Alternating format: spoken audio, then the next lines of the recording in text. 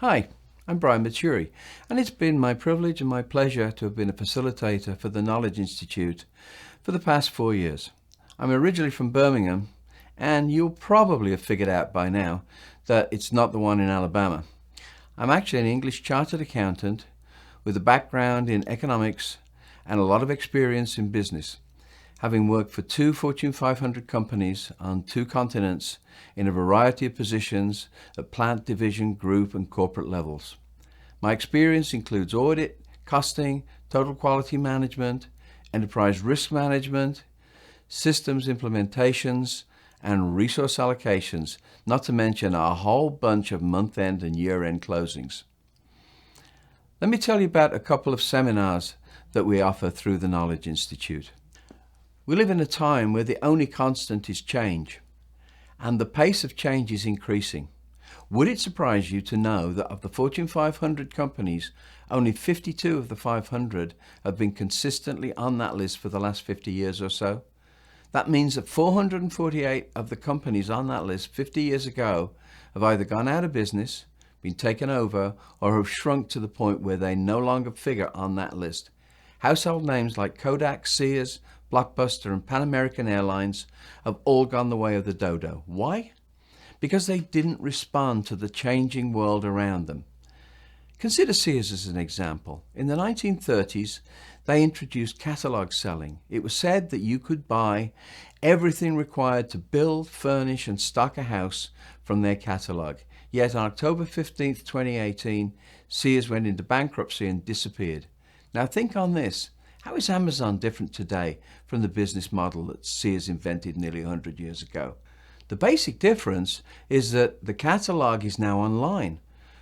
We have several seminars that will help you address this issue around change, including addressing the psychological barriers to change, how to recognize them and overcome them.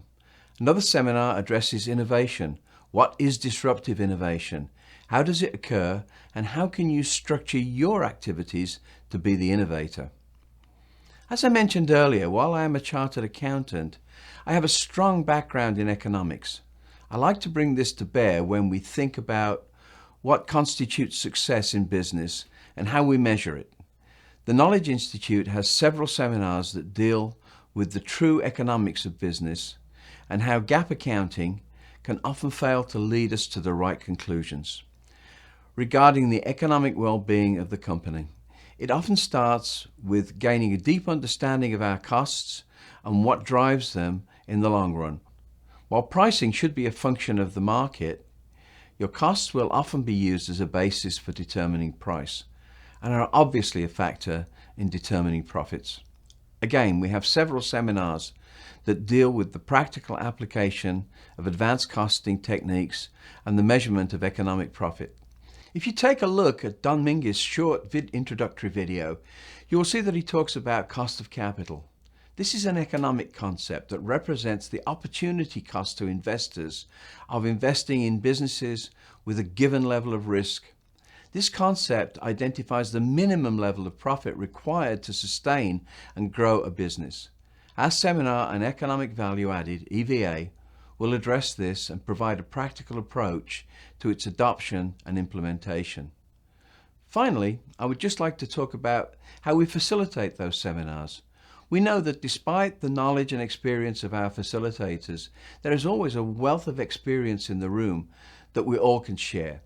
Seminar leaders will tap into this extended knowledge base by setting up a fun environment where we can share ideas and work through practical case studies that will cement and enrich the learning.